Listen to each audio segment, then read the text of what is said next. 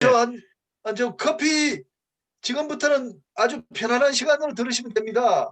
우리가 잘 예. 아는 뭐 심청전 등등 우리가 너무 친숙한 것을 바다의 관점에서 우리 최영호 그 문학 박사님께서 설명해 주시기 때문에 참 편합니다. 저 지난번에 한번 강의를 들은 바가 있는데 참 좋습니다. 그래서 편안하게 커피 한 근데 잔 또 이렇게 하시면서 강의 들으면 될 것 교수님 같습니다. 잠깐만요. 제 말 들립니까? 예, 잘 들립니다. 좀 전에 정필숙 그 박사님께서 예, 강의할 때 제가 잠깐 이 자료실에 가서 갔다 왔는데요. 예. 우리나라 최초로 장보고 소설이 이 책입니다. 1960년도에 나왔습니다. 아, 이게 1960년도에 이 책이란 게 뭡니까? 바다의 왕자 장보고인데 책이 지금 보이질 않습니다. 지금 안 보입니까? 화면 공유가 돼버려 네. 가지고. 그래요? 네, 그렇습니까? 예, 제가 나중에 한번 올려보겠습니다. 예, 발표하시다 그렇게 하시면 돼요. 예, 발표할 때 예, 발표할 때 발표하실 때 예, 그 책을 좀 지금 넣을까요? 보이네요. 예, 한번 손에 아, 들어보십시오. 자, 예, 보입니까? 바다의 왕자. 예, 바다의 예, 예. 왕자 예, 장보. 보입니다. 예, 누가 쓰셨습니까? 잘 보입니다. 이게 고려대학교 국문과 정한숙 교수님이 쓰셨습니다. 정한숙 교수님요. 예, 정한숙 금당벽화라고 옛날 교과서에 배우셨을 겁니다. 예, 예, 그걸 쓰신 분인데 1960년도에 나왔지만은 장보고가 문화적인 붐을 일으킨 것은 1990년도입니다. 그리고 매스컴으로 나와서 이제 떠들썩하게 된 것은 최인호의 해신이라는 작품입니다. 예, 이게 그렇죠. 2000년도에 들어서 그랬어요. 그래서 예, 예, 그거는 이따 제가 한번 잠깐 말씀드리기로 하고요. 잠깐 쉬셨다가 제가 한번 예. 이제 강의를 할까 합니다. 예. 최 박사님. 예. 예, 최 박사님 해군 사관학교 나오신 거 아닙니까? 맞습니다. 그럼 몇 년도 졸업하셨습니까? 기술하면 제가 78년도에 졸업했. 78년도에 들어가서. 저하고 동기생이네요. 82년도 저하고 동기생이네요. 우리 맞습니다. 해양대학교 맞습니다. 34기하고 같으신데 네. 그러면 해군은 36기나 되시나요? 맞아요. 예. 36기 해군. 예. 그러시구나. 김인영 교수님 그 카톡으로 제 양력을 잠깐 이제 예, 봤습니다. 예. 했는데요. 양력 소개해드리겠습니다. 조금 이따가요. 예, 그러면 5분 뒤에 시작하도록 하겠습니다. 예. 예.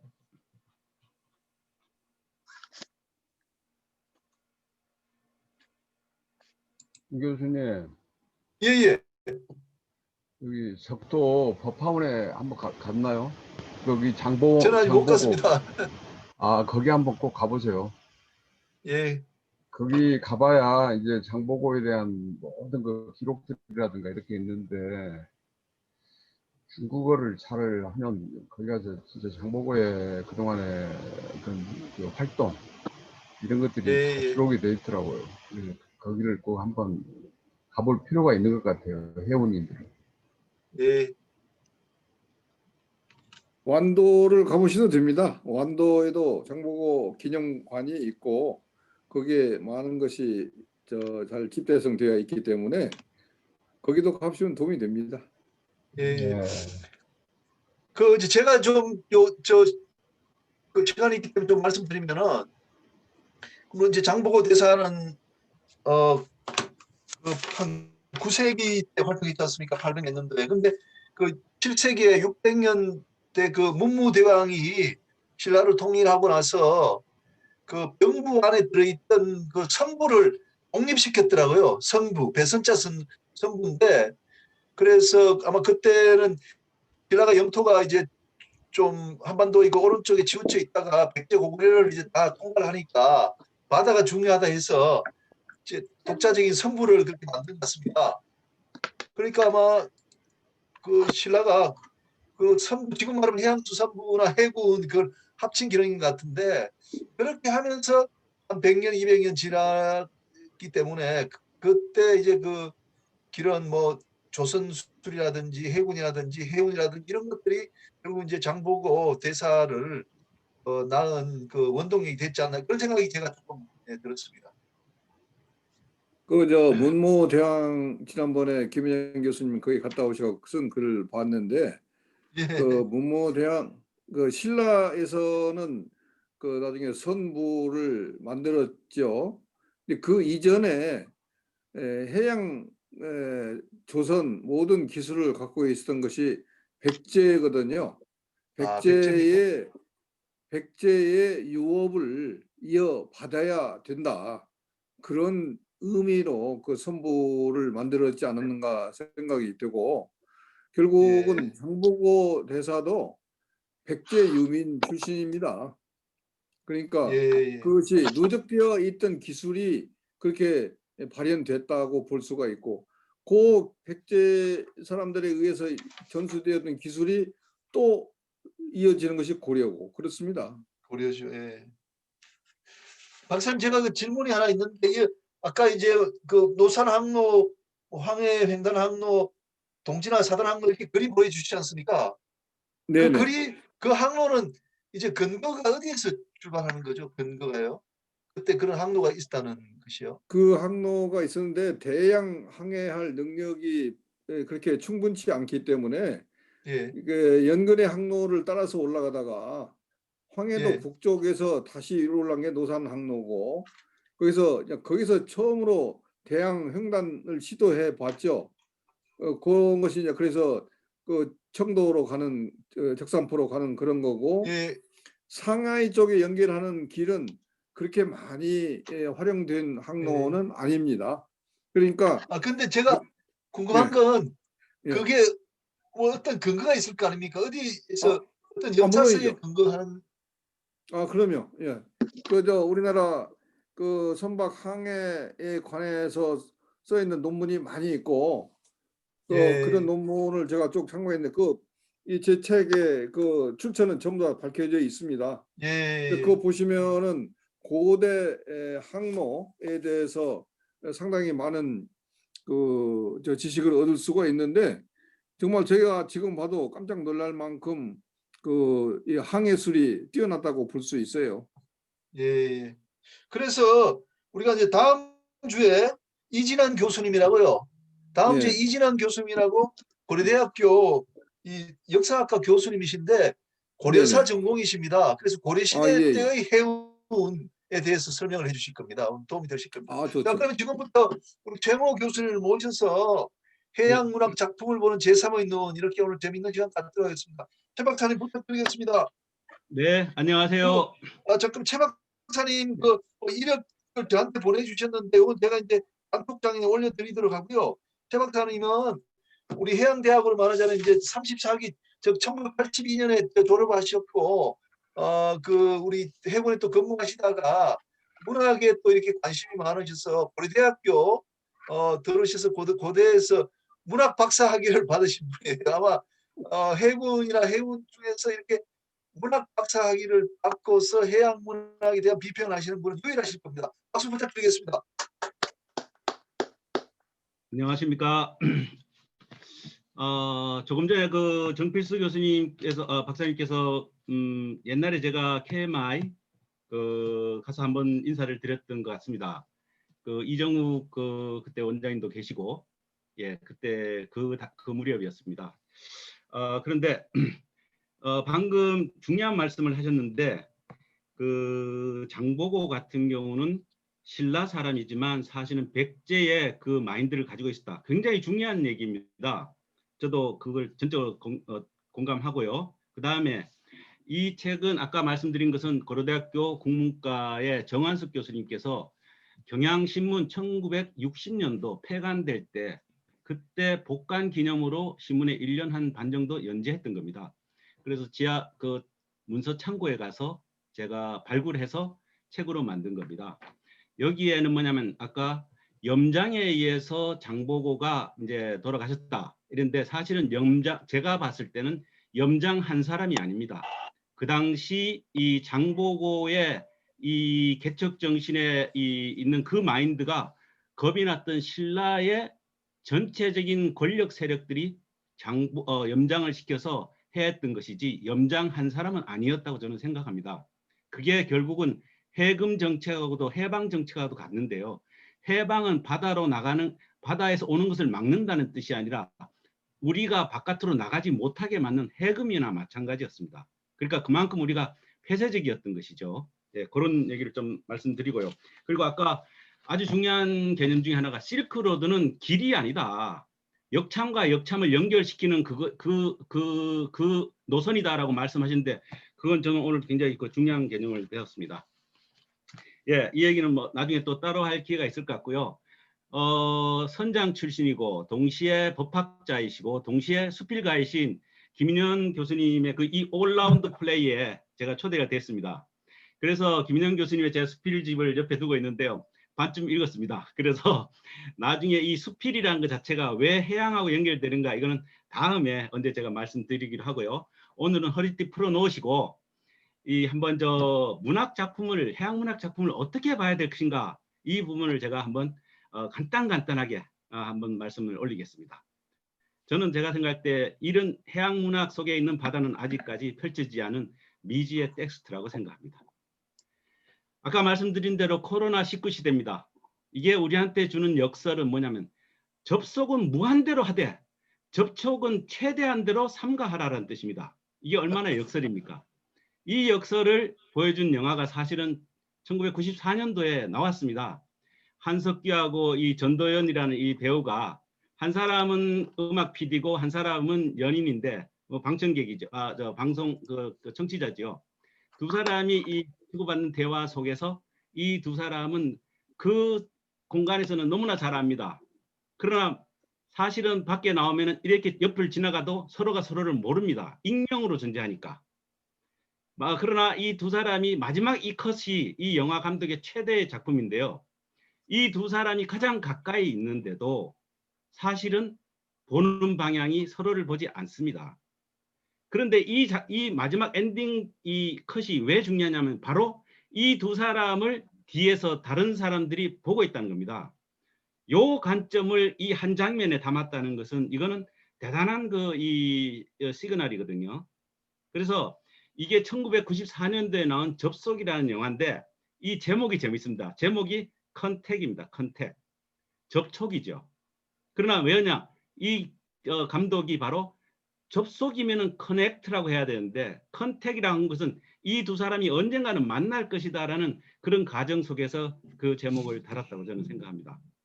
자, 창작으로 만난 바다는 서로와 서로가 떨어져 있는 관계를 발견하고 거기서 나오는 의미를 확장시키는 거라고 저는 생각합니다. 고려대학교는 2명의 걸출한 영문과에서 2명한 이 소설가를 배출했는데요. 한 사람이 카레 노래를 썼던 김훈, 또 한 사람이 바로 작가 카레 노래 달과 칼이라는 대작을 썼던 홍성원입니다. 이 홍성원 작가는 먼동이라는 작품을 또 써서 TV 드라마로 만들었어요. 근데 이분이 바다에도 상당히 관련이 있는데 저하고 남해 금산을 올라서 상주 해수장을 그 꼭대기에서 보리하면서 봤습니다. 보면서 저한테 딱 한마디를 한 게 뭐냐면 이겁니다. 바다는 선 하나 색깔 둘이야 이러더라고요. 이게 도대체 무슨 말이냐니까 이겁니다. 햇빛이 나면은 파란색과 하늘색이 나눠지고 햇빛이 없으면은 완전히 그냥 단면으로 한 색으로 보인다는 거죠. 자, 그래서 하나의 선과 2개의 색상이 바다가 만드는 구도의 전부다. 이게 본인이 돌아가시고 나서 그의 무덤에 세워졌던 문학비입니다. 그런데 이 가장 큰 것이 가장 단순해서 바다는 우리를 감동시키는데 우리가 이런 아주 단순하면서도 광활한 이런 쪽에서 만난다는 것은 더할 수 없는 축복이다라는 얘기를 했어요. 이거는 뭐냐면 문학의 어떤 창조성을 부여하는 그런 메시지라고 생각합니다. 대단한 어떤 작가였습니다. 제가 오늘 말씀드릴 것은 이렇게 제3의 눈, 시각과 지각의 합쳐진 이런 얘기를 좀 드릴 거고요. 그다음에 인문학적 사유란 게 도대체 뭔가? 그리고 우리가 다 알고 계시지만 한 번도 뭐냐면은 스쳐 지나갔지만 뭐 그런 거겠지라고 생각했던 이 해양문학 작품들, 인어공주, 모비딕, 심청전, 뉴질랜드에서 나온 웨일 라이더, 그리고 우리가 너무나 익숙하게 아는 로빈슨 크루소에 대해서 간단하게 말씀드리고 마무리를 짓겠습니다. 우리가 뭘 본다라는 것은 이건 시신경의 작용만이 아닙니다. 이미 우리한테 들어와 있는 것. 예를 들면은 여기 계신 모든 이 박사님들과 여러 교수님들은 이미 어떤 현상을 볼 때, 커오는 자식을 볼 때로 딱 보고 나면 아침에 보고 다음날 아침에 보면은 보긴 보는데 뭐가 달라졌다는 건 압니다. 근데 그게 딱 보는 순간 그 바깥에 있는 대상을 보는 게 아니라 머릿속에 들어와서 필름처럼 딱 찍었던 그 머릿속에 있는 박혀있는 현상을 보는 겁니다. 그 한 장면의 내리 속에 있는 현상을 분석하는 것이 바로 철학에서는 현상학이라고 합니다. 굉장히 어렵죠. 마찬가지로 그렇게 쌓여졌던 것이 바로 우리의 이 문화적 현상인데요. 무엇을 본다는 것은 이미 제가 길들여져 있고 편견을 가지고 있고 제한테 들어와 있던 그 의식으로서 보는 것이죠. 그래서 그거는 단순하게 보는 것이 아니라 뒤에 가면 제가 아는 것과 보는 것의 그 차이를 말씀드릴 때 좀 더 말씀드리겠습니다. 여기를 보시면은 한 남자가 달을 들고 책 속에 있는 여성을 봅니다. 바닷가를 거닐고 있는. 이게 상당히 초현실적인 그림이지만 이 사람 속에는, 이 남자 속에는 이미 이 장면이 자기는 익숙했던 겁니다. 예. 작가들이 이렇게 한 번씩 이 멀리까지 갑니다. 작가 고은 선생이 썼던 이 기항이라는 시인데요. 이 시를 읽어보시면 한국인들이 생각하는 이 바다의 깊이를 알 수 있습니다. 배가 돌아올 때 갈매기도 있고 사람들도 떠나지만 갈매기보다 먼저 마중 나오는 눈길이 있답니다. 그게 바로 뱃사람의 안에, 거기에 바로 이 천리길 바다가 들어있다는 겁니다. 생각해 보십시오. 과연 천리길 바다를 우리가 이걸 만들어낼 수 있을까요? 저는 못 만든다고 생각합니다.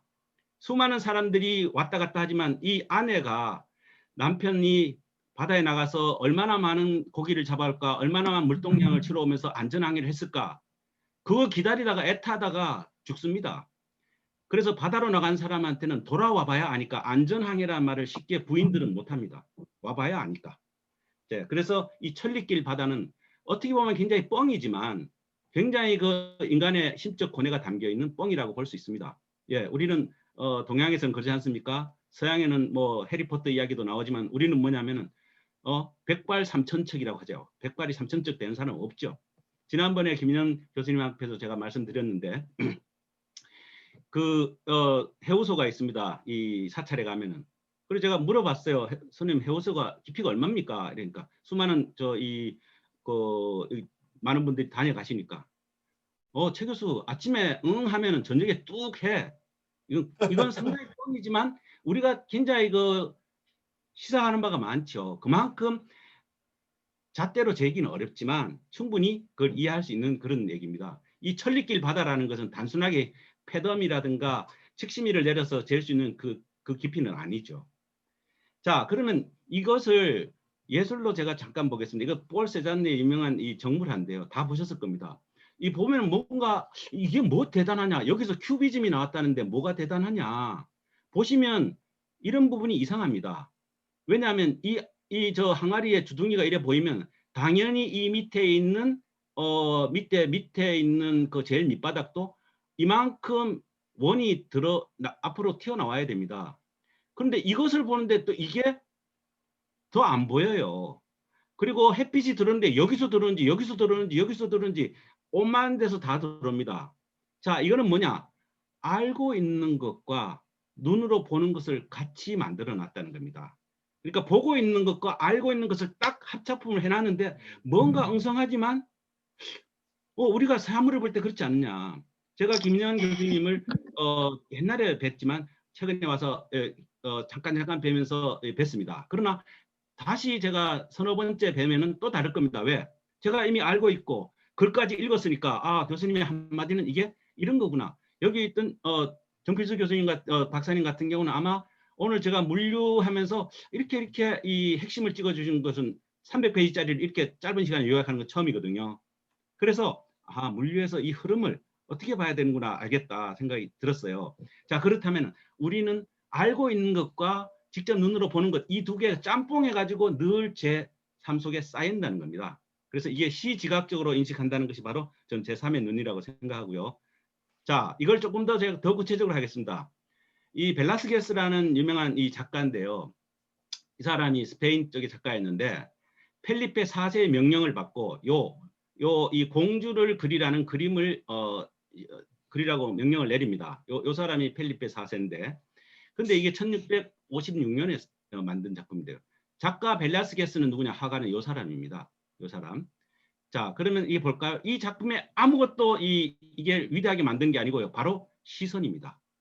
시선을 보시면은 화가는 자기가 그리고 있는 이 그림을 제 이거 커서 보입니까? 혹시 이 예, 커서 보입니다. 예, 돌아가는 보입니다. 예. 이 커서에서 이 작가는 자기가 그리는 화면을 보고 있습니다. 그리고 이 펠리페 4세는 이 작가가 그리는 이 그림을 보고 있어요. 물론 이분은 이 벨라스게스는 요 어린 공주를 그리는 거죠. 그 다음에 이 밑에 있는 시녀는 얘를 공주를 보고 있고 시중을 드리고, 여기 있는 이 수녀 같은 분은 이분은 자기 밑을 보고 있고, 요 강아지도 자기 발밑을 보고 있어요. 그러나 여러분들이 피할 수 없는 눈은 바로 뭐냐? 요겁니다. 여러분을 보고 있는 것은 요 조금 추한 시녀가 여러분을 보고 있죠. 이 작품이 지금도 수많은 사람들에게 철학적으로 이 공감을 받는 것은 그 당시에 가는 이 추녀가 이 귀족들의 간격을 정면으로 떨어지게 볼 수 있는 것을 그렸다. 이 발라스게스라는 사람은 엄청난 혁명적인 화가였어요. 자, 왕의 시선도 공주의 시선도 전부 다 자기가 그려지는 걸 보이는데 얘는 안 본다는 거예요. 그러니까 이게 그 당대를 뛰어넘는 그런 어떤 새로운 시선이라고 생각합니다. 과연 이게 누구의 시선으로 그린 거야? 이 화가 벨라스게스는 자기의 시선으로 그린 게 아니라 이 사람의 시선으로서 아마 이거를 본 게 아니냐. 아직까지 이 화면에 어떻게 그려진지는 모릅니다. 그 뒤에 이것을 피카소가 이걸 분석해갖고 자기 그림을 또 만들었어요. 자, 어릴 때 우리는 이걸 다 들었습니다. 성집 아이. 어떤 사람은 이거 일본에 영합했던 사람이 이 만든 곡이다 해서 비난도 하지만 사실 이거는 우리에게 너무 익숙한 거기 때문에, 자, 여기 보시면 바다가 불러주는 자작 노래에 애가 팔 베고 스르르 잠이 든답니다. 자겠습니까? 그 당시만 해도 이 어린애를 집에 놓고 굴 따러 가서 혼자 있는 애를 집에 놓고 갈 수 있는 것은 상당히 비난한 삶이었어요. 그러면 이것을 애가 잔다는 건 뭐냐? 엄마가 재워주는 것이 아니고요. 파도 소리가 재워주는 게 아니라 그 파도가 바로 우주적인 파도라는 겁니다. 우리가 아기를 안을 때 전부 다 왼쪽 가슴에 다 안습니다. 어머니든 아버지든 간에. 그런데 얘가 거기에 있을 때 잠을 자는 이유가 뱃속에서 이 10달 동안 있으면서 어머니의 심장 고동 소리를 듣고 자랐던 거예요. 얘를 요람에 태워서 흔들어줄 때 그 속도가 바로 심장 박동수하고 같고요. 그 다음에 이 지구를 계속해서 이 바닷물이 밀물 썰물로 계속 철썩이는 것은 살아있기 때문에 그렇습니다. 살아있기 때문에. 따라서 이 바다가 불러주는 자작 노래는 어머니가 아니라 우주적인 어머니가 아이를 잠재워준다라는 그런 뜻으로 이해하시면은 섬집 아이는 굉장히 그 의미가 깊습니다. 자, 인간의 사유는 직선으로만 가지 않습니다. 얼마나 우리는 그 길을 험하게 돌아왔는지는 모릅니다. 그러나 그거 내용마다 전부 다 이야기가 있죠. 인문적 사유를 보면은 이렇습니다. 남의 말을 들을 때는 귀를 바깥으로 내야 되고요. 또 귀가 그만큼 중요하죠. 신체 기능 중에서. 그리고 말을 할 때는 그 사람의 말을 다양하게 해석을 해야 됩니다. 다양한 방식으로. 그런데 그걸 해석하는 방식은 일관된 마음으로 봐야 됩니다. 그게 바로 이 들을 청자를 해석하면 나옵니다. 왼쪽 부수와 오른쪽 부수를 나누면 딱 요 말이 나와요. 저는 이게 21세기에 굉장히 중요한 화두라고 생각하고요. 그래서 통하지 않으면 존재하지 않는다는 것은 바로 이 들을 청자 하나에서도 우리는 알 수 있습니다. 이건희 회장님의 그 집무실에 이 들을 청자와 공경경자를 썼다고 그러더라고요. 예. 자, 시지각의 눈으로 바다를 한번 보겠습니다. 제주도 사람들을 바다를 바당이라 합니다. 바당. 자, 한라산이 있습니다. 한라산이 있는데 해녀들이 물질을 합니다. 근데 가까운 해녀들은 먼바다로 못 나가고 가까운 바다에 나가서 그 바다마다 지명을 붙입니다. 지명을 붙이는데 한쪽에는 대숲바당이 나오고 또 한쪽에는 고사리 바당이 나옵니다. 아니, 바다에 무슨 고사리가 나고 바다에 무슨 대숲이 있겠습니까? 근데 여기서 보면 이 사람들이 물질을 하다가 육지를 보면 고사리 밭이 보이는 겁니다. 여기는 뭐냐면 대숲 밭이 보여요. 그래서 자기가 있는 위치와 자기 앞으로 생존과 자기가 이 물질하는 곳 일터와 이게 다 한꺼번에 이 말 속에서 우리는 알 수 있고, 이게 바로 신체적 사유라고 할 수 있습니다. 이렇게 시지각의 눈으로 본다면요. 예, 그래서 우리 앞에 있는 이 바다는 아직까지 펼쳐지지 않다. 예, 옛날에 나온 책도 보지 않으면은 미래의 책입니다. 드셔보지 않으면은. 예. 그래서 우리가 어떤 고전을 읽는다는 것은 그냥 생각하지 않고 읽으면 그냥 허상이 반복되는 거예요. 그러나 독서라는 것 자체는 뭐냐면 차이를 스스로 만들어내는 겁니다. 그래서 이 차이는 같은 것으로 한원하지 않으려는 살아있는 반복이죠. 책을 읽다가 아무 의미도 없다. 그냥 책장만 넘긴다. 그럼 그 책 읽을 필요 없습니다. 사실은. 그래서 책을 읽는다는 것은 내 스스로를 갖다가 차이를 만드는 반복행위라는 거죠. 그게 저는 살아있는 반복행위다. 제가 옛날에 해양문학을 찾아서라는 이런 책을 냈는데요. 이건 오래돼서 1995년도인가 냈습니다. 고전문학, 현대문학, 우리나라에 어떤 작품들이 있는가 이걸 한번 쭉 찾아봐서 고전문학 전공하시는 분들과 현대문학 전공하시는 분과 같이 냈는데요. 저는 해양문학이라는 것은 창조적으로 해석된 바다를 작품화하는 거라고 생각합니다. 예, 이거를 아마 마지막에 들으시면은 다 이해가 하실 텐데요. 자, 이것은 인어공주입니다. 예, 코펜하겐에 있는 동상인데 아주 이 가련하게 만들어졌죠. 원래 안데르센의 인어공주는 1836년도에 쓰여졌지만 코펜하겐은 1913년도에 이거를 청순 가련한형으로 상을 만들었어요. 근데 이거는 뭐냐면 비극적입니다. 왕자의 사랑을 꿈꾸다가 물거품이 된 인어공주의 비극적 사랑을 그 바탕으로 했고, 그 뒤에 어떠냐? 디즈니랜드에서 또 각종 애니메이션 쪽에서 만들었죠. 1984년도에. 이게 뭐냐면 바로 만들면서 그 비극적인 사랑을 바로 타인의 도움으로 해피엔딩으로 만들었어요. 근데 이거 작품을 보여줄 때는 절대 조심해야 됩니다. 왜냐하면 아름다운 다리를 얻는 대신에 본인은 왕자 앞에 가서 자기가 누구인지를 밝히지를 못합니다. 그러니까 결국 뭐냐, 오늘날 여자들이 성형수술을 해가지고 전부 다 똑같은 형태로 만들어서 어디 봤던 여자가 전혀 달라졌어요.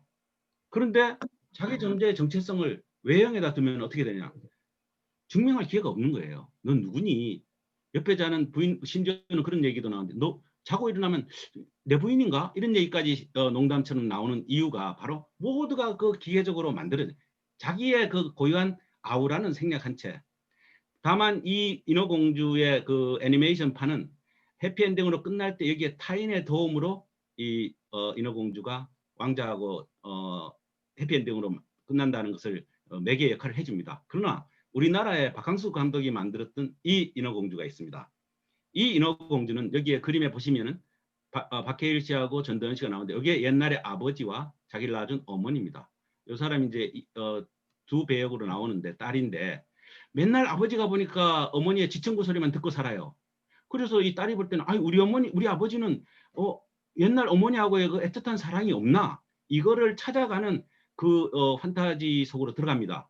들어가 보니까 누가 있느냐? 거기서 내가 누구인지를 발견하게 됩니다. 그게 바로 뭐냐면 언어와 말과 목소리인데요. 자기가 누구냐? 자기가 해녀입니다.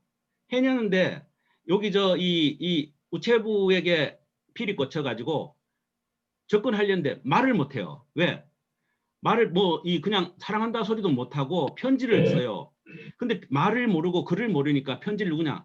저 조카한테 시켜서요. 바닷속에서 소라 건져가지고 팔아서 돈이 나오면 그 조카한테 용돈을 주면서 자기한테 오는 편지를 자기가 조카한테 쓰게 만듭니다. 조카는 그 돈을 받고 나서 아무 말도 안 하고 쓰란 대로 쓰죠. 그래, 뭘 써준다니까? 내 마음 알잖아. 써주라 하면 그 조카가 알아서 하면서 써주는 게 얘가 해순인가 연순인가 그런데 연순이 바보 이렇게 딱 씁니다. 말은 한마디예요. 딱딱딱 접으면 연순이는 그게 자기가 사랑한다는 말인지 뭔지는 모르지만 접어서 우편으로 보내면 이 친구가 편지를 배달하러 옵니다. 근데 이 친구가 못 나가죠. 왜? 글을 모르니까 거기다가 수령증을 못 쓰는 거예요. 그러면서 대신 이렇게 글을 써주면서 써주는 동안에는 이 연순이가 이 남정네의 머리끝부터 발끝까지 계속 봅니다. 왜? 그때 아니면은 이 남자하고의 인연이 끊어질까 봐. 그 뒤에 이 사람이 육지로 발령이 나요. 발령이 나는데 바닷가에서 이 해녀를 연순이를 불러서 딱 가르쳐 주는 게 이겁니다. 받아쓰기를 가르쳐 줍니다. 글을. 근데 딱 해보니까 20점밖에 안 나와요. 그러나 이 사람은 뭐냐면 이 연순이 바다에 사는 이 해녀가 인어라고 생각하고 자기하고의 소통을 이루는 거예요. 이 인간과 언어가 소통하는 것, 박강수 감독은 이 현대판 판타지로 만들어냈던 거죠.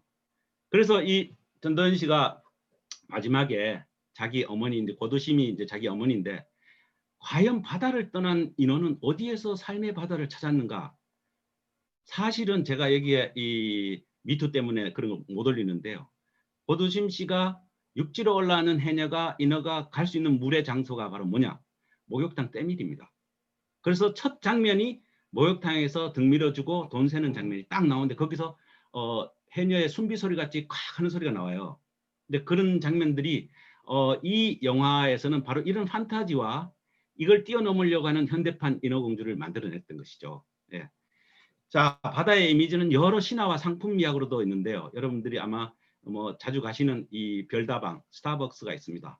이 스타벅스에 있는 이 로고가 바로 여기서 왔습니다. 이 멜루지네인데 꼬리가 2개가 있고 왕관을 쓰고 있습니다. 근데 이 스타벅스의 그 회장은 커피와 물이 같다. 그리고 커피는 언제나 향기를 주고 연인의 향기처럼, 그래서 이걸로 이 신화로 세계 상품 시장을 커피 시장을 섭렵하려고 하는데요.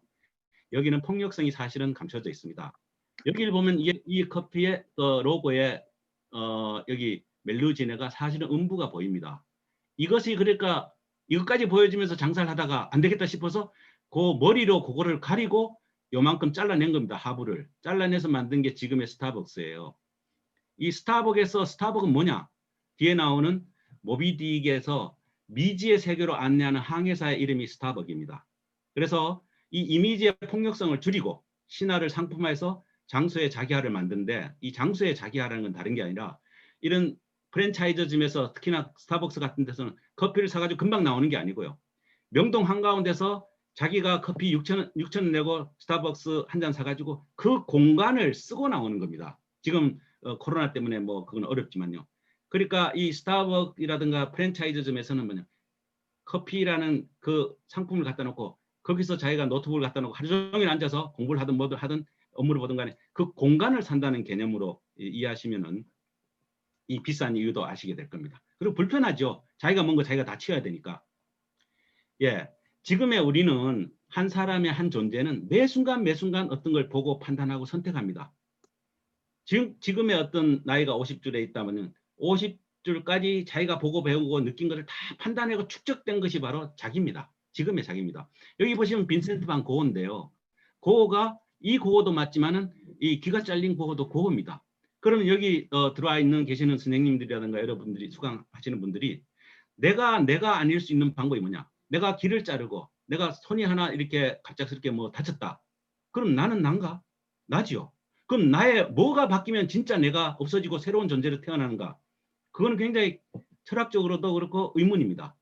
그래서 동양과 서양의 병을 진단할 때를 다릅니다. 서양에서는 사람이 병균 하나도 없을 때 건강한 사람이라 해요. 그러나 동양에서는 아닙니다. 동양에서는 병이 있든 어떤 간에 사물을 판단하고 사리 분별을 하고 그거는 정상인으로 보는 거예요. 그래서 서양과 동양에서 의학적인 접근도 달라집니다. 따라서 자기 존재를 갖다가 한순간에 어떤 모든 것이 집약됐다고 생각하지 마시고요. 긴 시간을 통해서 응축된 존재가 자기라고 생각한다면, 생각하지 않고 살면 사는 대로 생각하게 되는 이 시대를 좀 경계해야 될 것 같습니다. 자, 제가 말이 빠를지도 모르는데요. 아마 앞으로 시간이 없기 때문에 간단하게 말씀을 드리겠습니다. 이 허먼 멜빌의 모비딕입니다. 이거는 미국 문학 작품 중에 최고의 걸작이라 하고 대통령들도 휴가 갈 때는 이 책을 꼭 끼고 간답니다. 예, 트럼프 대통령은 안 가지고 가겠죠. 예, 오바마 대통령은 가져갔어요. 자, 모비딕, 폭풍연덕, 리오왕 한 번쯤 아마 유년 시절에 다 한번 접하셨을 겁니다. 예. 그런데 이 세 작품이 바로 영어권에서는 3대 비극으로 통하는데 그 중에 한 작품이 모비딕입니다. 자, 이 모비딕은 이 허먼 멜빌인데 이분이 이 사람이 영어 글을 보시면은 번역이 불가합니다. 왜? 한 페이지가 한 문장입니다. 그래서 우리나라도 이게 늦게 번역이 됐어요. 지금까지 읽으셨던 그 책들은 전부 다 다이제스트판입니다. 그래서 그 구체성이 많이 손실됐죠. 근데 완벽하게 된 것이 이번에 처음으로 제가 생각 5, 6년 전인가 나왔습니다.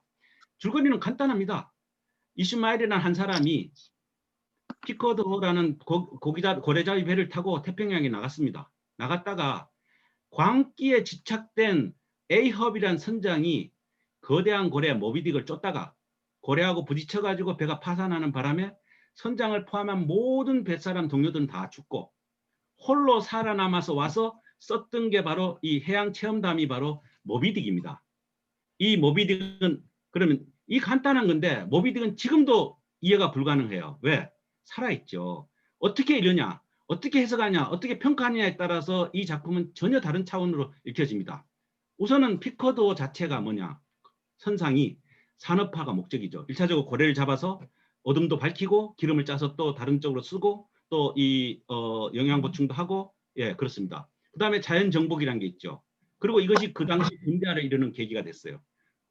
고래잡이 포경업이. 그 다음에 거기 탄 선원들이 아주 하이브리드입니다. 뉴잉글랜드 선장이 있고 항해사가 있고 심지어 이 포수는 이 고래 잡는 포수는 폴리네시아 원주민입니다. 이렇게 다인종 공동체를 이루는데 오늘날 이것이 바로 미국 현실의 축소판이라고 할 수 있습니다. 그래서 모비딕은 왜 이 작품이 위대하냐면 사실적인 재현과 상징적인 특징이 아주 집약적으로 있기 때문에 그렇습니다. 자, 우선 인물부터 보겠습니다. 요 사람인데 이슈마엘입니다. 이슈마엘인데 이 사람이 객관적인 이 시점에서 글을 쓰는 사람이죠. 구약 성서에 이슈마엘이 등장하고요. 유대인 시조 아브라함의 자식인데 아브라함이 부인하고 자식을 못 낳으니까 하녀 하가를 불러서 같이 생산행위를 하다가 애를 낳는 게 그게 이슈마엘입니다. 그 뒤에 본처가 어떻게 하다가 아이를 낳았습니다. 낳으니까 이 하갈과 이 이슈마엘이 팔레스타인 사막으로 추방이 됩니다. 자, 그래서 왜 추방이 돼야 되는가 이런 문제를 이 작품을 읽으면 끊임없이 환기가 돼요. 자, 두 번째 인물이 바로 이 문제적 인물인데요. 자, 에이헙 선장입니다.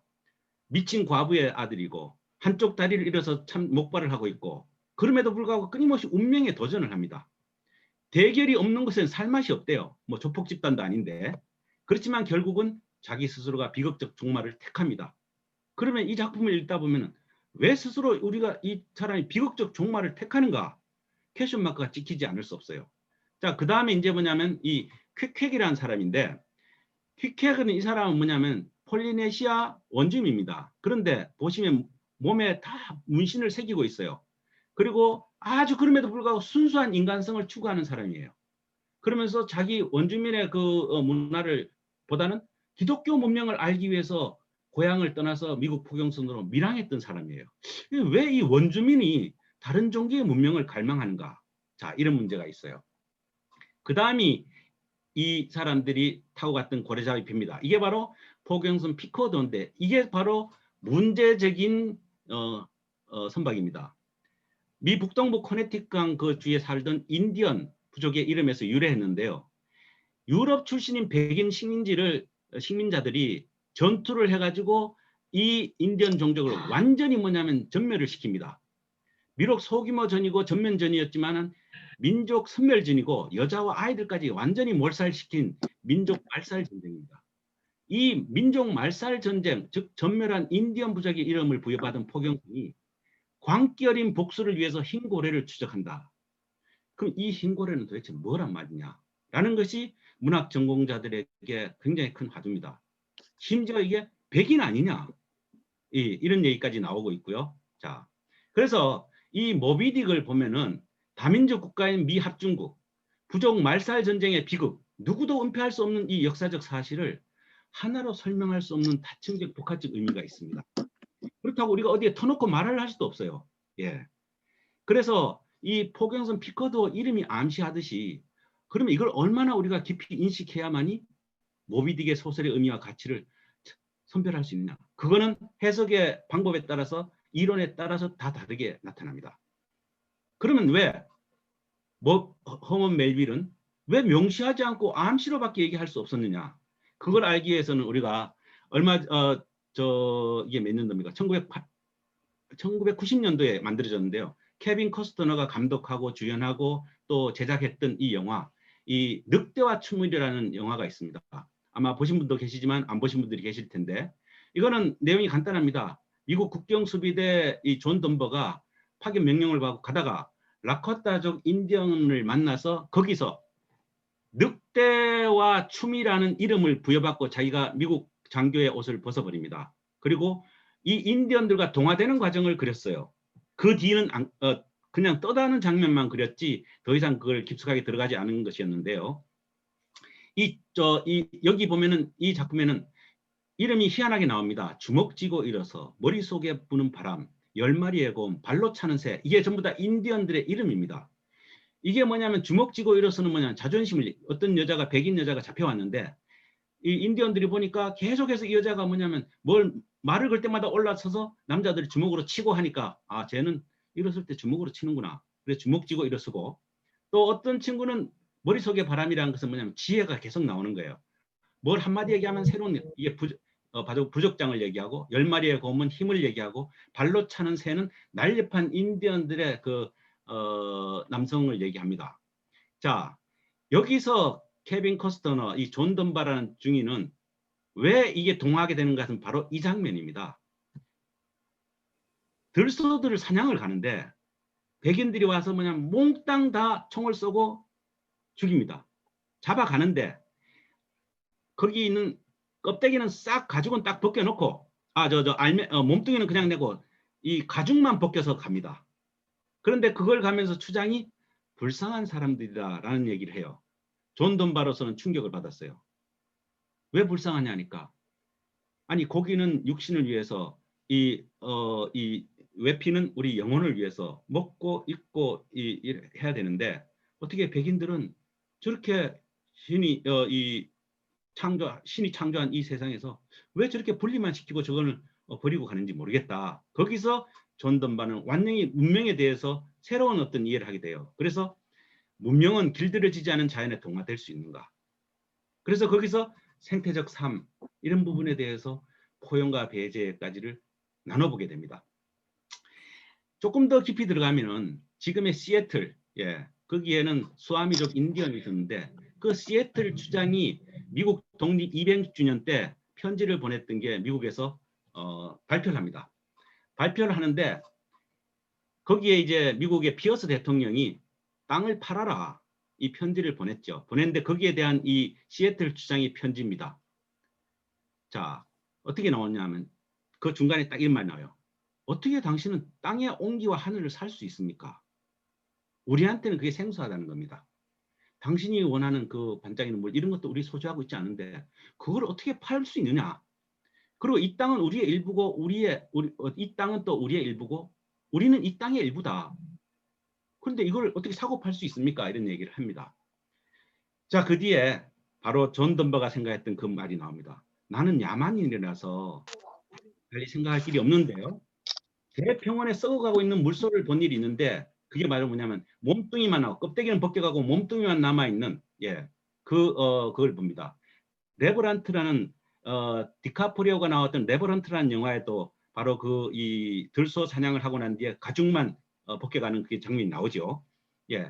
바로 여기서 뭐냐, 몸뚱이는 놔두고 가죽만 벗겨가는 바람에 그 물소들이 썩어가는 걸 본 적이 있다.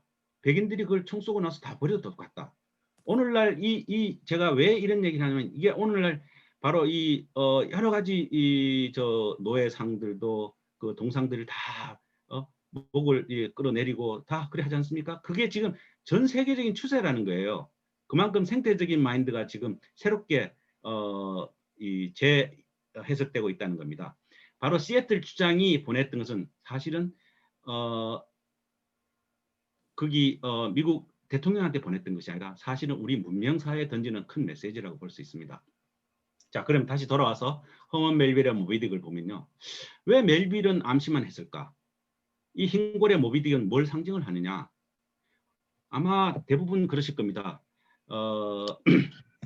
아까 정 박사님, 정필수 박사님께서 KMI 부원장을 하시면서도 이거 분명히 안 되는데, 그렇다고 안 된다고 말을 할 수 없고, 그런데 이걸 한마디로 얘기하려고 하니까 많은 것이 디테일 속에 천사와 악마가 있다 그러던데 저 친구 자존심이 상할 것 같고, 그래서 정책 판단을 하실 때 굉장히 어려우셨을 겁니다. 그때는 본인 스스로가 아마 굉장히 고독해졌을 거예요. 왜? 객관적인 거리를 둬야 되니까. 그때는 말은 정확하게 안 하지만 암시를 줄 겁니다.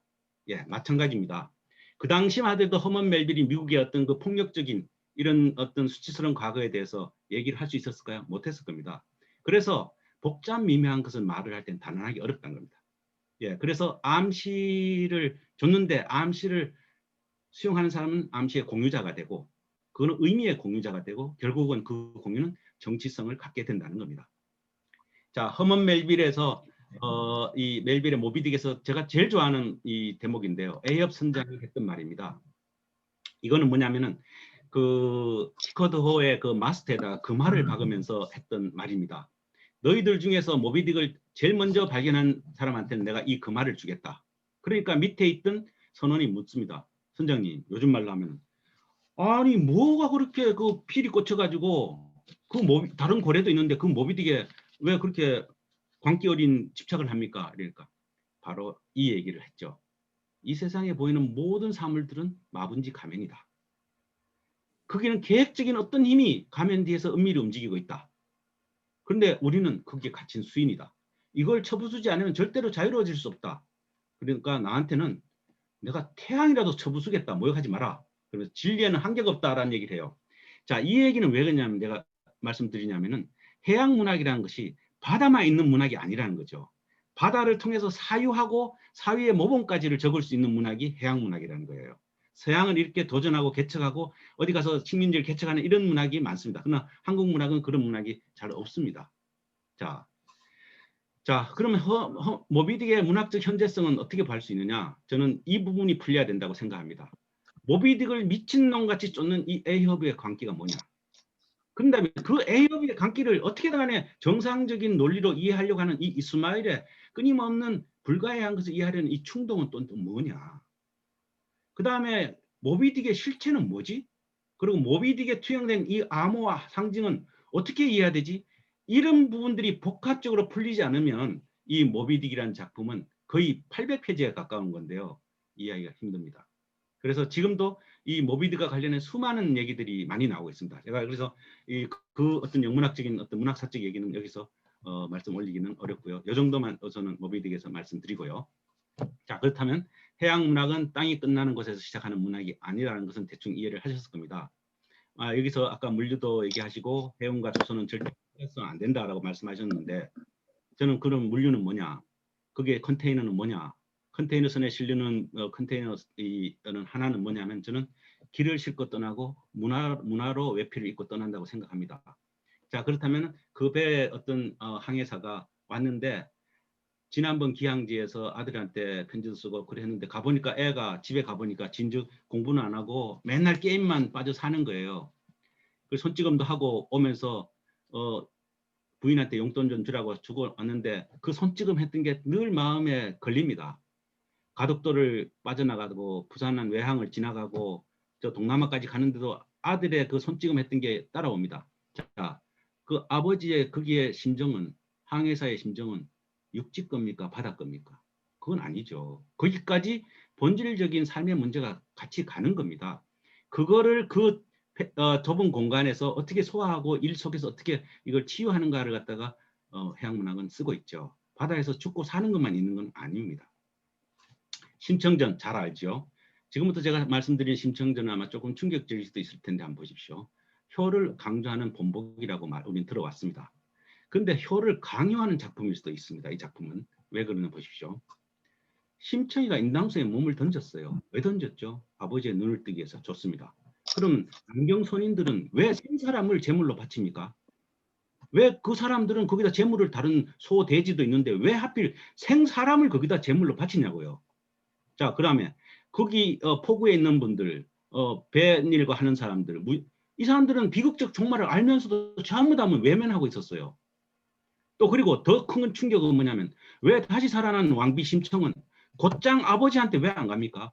그 당시 윤리적이고 상강어른이 지배했던 시대라면 제일 먼저 아버지 눈 떴어요? 라고 그걸 확인해야 되는데 안 갑니다. 이게 바로 이 심청전을 읽는 또 다른 해석인데요. 자, 보겠습니다. 장상국 그럼 인당수. 지금 백령도와 그 장상국 그 사이가 인당수라는데 인당수는 정말 생사람을 제물로 원하는 바다인가? 인당수는 이 못당자입니다. 못당자의 승인을 받는 그런 물인데요. 이걸 뭐냐면 인단수입니다. 인단수. 사람의 목숨을 끊는 물이에요. 그러면 이 바다를 도대체 누가 간장하길래 바다가 이렇게 여기다 생사람을 제물로 바쳐야 되느냐. 그러면 생사람을 바쳐서 오가면서 남경 상인들의 진짜 속성은 뭐냐. 그렇죠. 더 큰 이문이죠. 왜 이 바다에 이 배를 흔드는 그 괴물한테 무언가를 제사를 드리려고 가야만이 배가 안전항해를 할 수 있으니까. 그럼 안전항해는 뭐냐? 더 큰 이익을 얻기 위해서 가는 거예요. 그러면 하필이면 그 사람을까지 생매장을 해야 되냐? 이런 문제는 앞으로 여러 가지로 다뤄봐야 됩니다. 그래서 그럼 이게 도대체 뭐냐? 심청은 태어날 때부터 여러 가지 설화가 있습니다. 예, 태몽설화가 있고 인신공의 설화가 있고 재생설화가 있고 아버지 눈뜨기한 개안설화가 있습니다. 여기서 제가 이 사실 태몽설화하고도 얘기할 수 있는데요.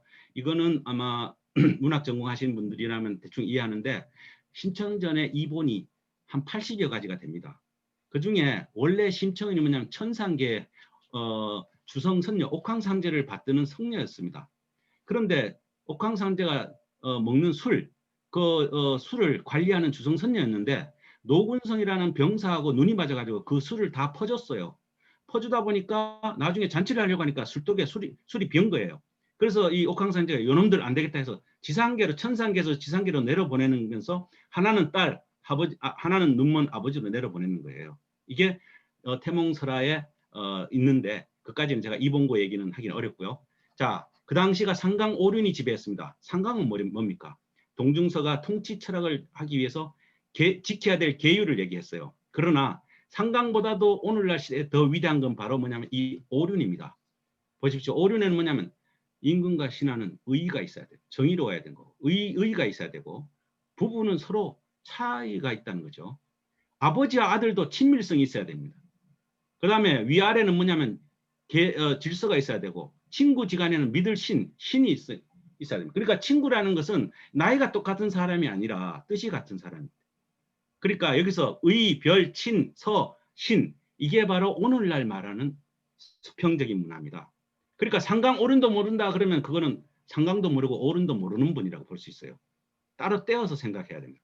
앞에는 통치철학, 밑에는 뭐냐면 인간과의 관계를 얘기하는 겁니다. 자, 그러면 자신을 희생시켜가면서 심청이는 왜 타인의 눈을 뜨게 만들었고 그 눈은 도대체 어떤 눈인가? 예, 여기서 중요한 물음이 나옵니다. 심청은 바닷속에 들어가서 새로운 세계를 보고 올라온 겁니다. 자, 그러면은 눈먼 아버지가 도대체 어떤 이 눈을 뜨기 위해서 자식의 공양님이 300석을 바쳐야 된다 그러면 그 시대가 정상적인 시대는 아니었을 겁니다. 그죠? 예. 그 스님이 그걸 한마디 시주 스님이 하고 갔다는데 그것도 어떻게 보면 종교와 권력과 여러 가지를 같이 복합적으로 봐야 돼요. 심청이가 그 정승댁에 가서 삭바느질을 돕고 있는데 거기서 정승 부인이 얘기합니다. 야 청아, 내 네 소리 들었다. 300석 내가 해줄게. 너 가지 마라. 그래서 심청이가 노합니다. 왜? 노하는 것은 바로 심청전에서 그거는 뭐냐면 상강 오륜하고 전혀 관계없이 이 오륜의 관점에서 보는 거죠. 예. 그러면 심청이는 어떤 세상을 보라고 다시 눈뜨게 한 건가?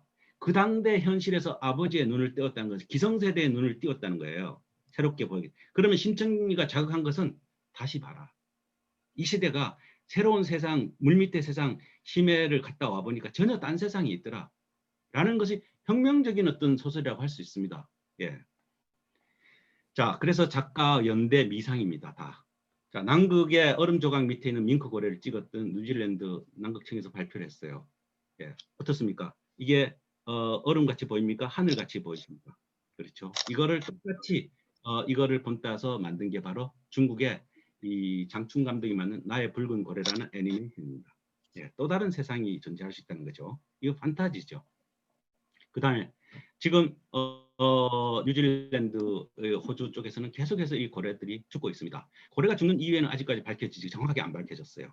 세방고리를 우리 사람으로 말하는 방향을 지타하는 세방고리를 파먹는 것도 있었고 그래서 방향을 상실하고 또 어미고래가 가면 새끼고래 다 한꺼번에 가는 것도 있고요. 또 심지어는 강대국들이 수중에서 이 각종 핵실험을 하고 여러 가지 실험을 해서 이 초음파를 듣고 하니까 이게 완전히 뭐냐면 자극을 받은 것도 있고요.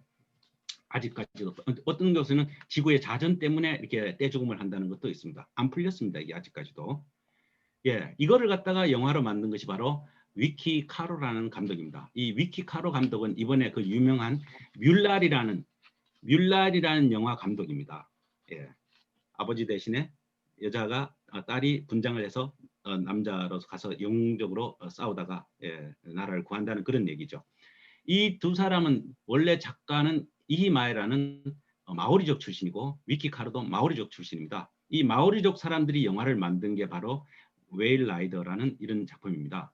이 마오리족 신화가 들어있는데요. 이걸 만들게 된 계기는 이 위티 이히마에라는 작가가 미국의 허드스강에서 아파트에 자다가 뭐가 웽웽거리길래 나가보니까 그까지 큰 고래가 강으로 올라온 거예요.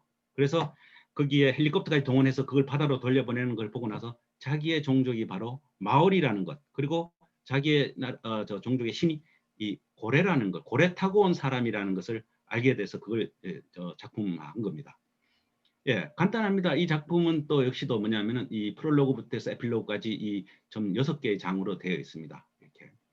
근데 여기에 제가 다른 건 다 말씀드리기 어렵고 프롤로그에서 환상과 신학으로 시작되는 장면부터 한번 보시면 재미있습니다.